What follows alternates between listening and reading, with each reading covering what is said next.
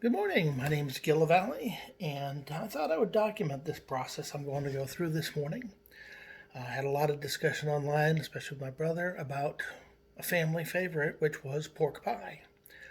My family can trace our roots back a couple of hundred years in the Quebec area, and it's been tradition in my father's family to always have pork pie around the holidays. Pork pie is very basic. It's pork and potatoes put in a pie crust. But there's many variations of it. In fact, if you think about a meat pie, most cultures do have a meat pie, shepherd's pie, cottage pie, or whatever. In my opinion, if you think about it, pigs are real easy to raise. They eat anything, they can live in anything. And then you take the leftover bits, you grind them up. What are you going to do with them? You got potatoes that last, stored for a while. When it gets towards the winter months, what are you going to do? You're going to dress it up fancy and make a meat pie. So I figured I would just take and sort of document the process.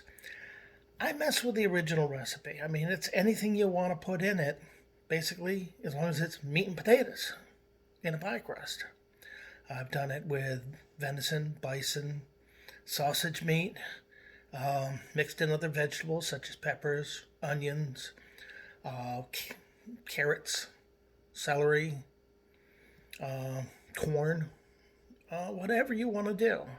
I've made it with, ground turkey and chicken mixed in. Depends what you can find. In fact, when I went to the grocery store, all I could find was 2 pounds of pork, and I want to make 3 pies. So I'm going to make one that's going to be more ground turkey than anything else, and one that's going to be more of a meatloaf mix. Here, let me just show you around the mess. Oh, here we go. Okay, in the staging area, have the traditional ground pork. Actually, I have a meatloaf meat mix, which is beef, veal, and pork that I'll add in to stretch the pork. And of course, some ground turkey. My goal is to make three different pies today. I'll make one with a little bit of pepper and onion. I don't eat a lot of onion.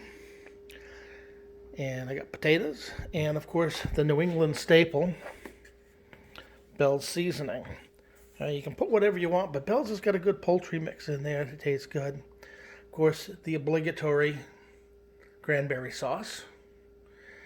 And since my grandmother on my father's side made the best pie crust, I can't do that. I'm just going to use ready-baked pie crust. Okay, fairly straightforward. As you can see here, a pound of pork fills, a pie crust. Throw in 1 or 2 potatoes. That's about your portions you want for a pie. Okay, usually equal parts pork to potato. Okay, let's get preparing, and I'll be back in a little bit. Okay, what now I'm doing now is browning my meats. I started with a tablespoon of olive oil just so it wouldn't stick. Now see all these juices here? You actually want to keep some of those in there because, once you put the potatoes in, that's going to create the starches and sort of stick it together. Think about it almost as a gravy, like in a shepherd's pie. You probably also would throw in your onions and stuff at this point in time to let them sort of soften up. And then I got the potatoes here. Now I like my potatoes a little bit chunky, so that as the middle part stays a little bit to tooth, and the outside sort of creams off. Okay, little family history here. Actually, thanks to my brother doing a lot of research, we've actually traced our family back to the founding of Quebec and one of the regiments that came over to sort of protect it as it was getting started. Both my grandmother and grandfathers, on my father's side, go back that far. Basically, in the 1860s, my great-grandfather emigrated to the United States. Like many French Canadians did at the time, to the mills in New Hampshire, Massachusetts. In fact, my grandparents were from Haverhill, Massachusetts, a huge mill town. Then immigrated into the Rhode Island area. My father was one of 6 children. But this was a family favorite, pork pie, which he passed down to us, and I passed down to my kids and my family. In fact, my in-laws, who are of Chilean and Cuban descent, like the pork pie. Now they add a lot of hot sauce and stuff to it, but hey, it's whatever you make it. So let me get back here once we start assembling. Potatoes are done now. Now, if you look at the potatoes, they're still a little bit firm, but they'll start breaking up once you sort of mix them in. Oh. And as you see here, there's the pan that I was cooking everything in. I think I'm going to throw some wine in that and deglaze the pan, save it for later. Now, these are my 3 mixes. This is about a cup of pork and a pound and a quarter of turkey.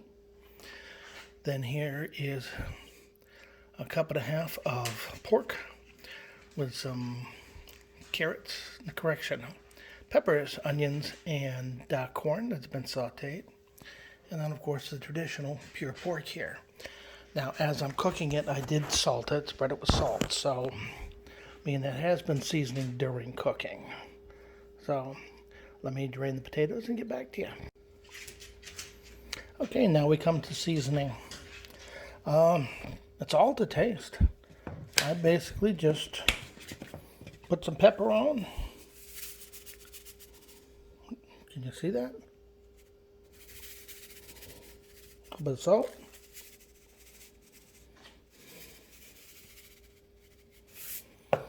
And then bells. Now, it's all personal preference. It's about a tablespoon. Oh, I missed it. Okay, well, let's see here. There's a tablespoon.